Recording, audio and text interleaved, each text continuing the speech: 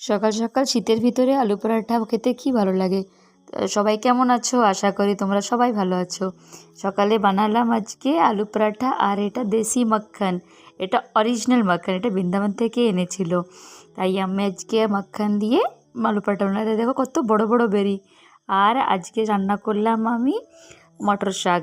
তারপরে স্নান ধান করে, এটা আজকে হরিমনোহরকে পারি স্নান করাইনি, কারণ আজকে খুব শীত ছিল, পারি উঠতে লেট করে দিয়েছিল। তাই আজকে আমি হরি, মনোহর, লাল্লা আর নীলাম্বরকে স্নান করালাম। স্নান করে পুজো, তারপরে ওদের লাঞ্চ সব দিলাম।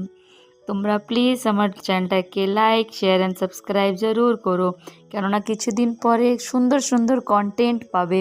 আমরা কোথাও যাচ্ছি ঘুরতে, সেখানে খুব মজার মজার জিনিস দেখতে পাবো। তাই প্লিজ লাইক অ্যান্ড সাবস্ক্রাইব করে দিও। আর বিকাল হতেই পারি বললে, মা চলো আজকে একটু কিতকিত খেলি। আমরা সেই ছোটোবেলায় খেলিতাম শীত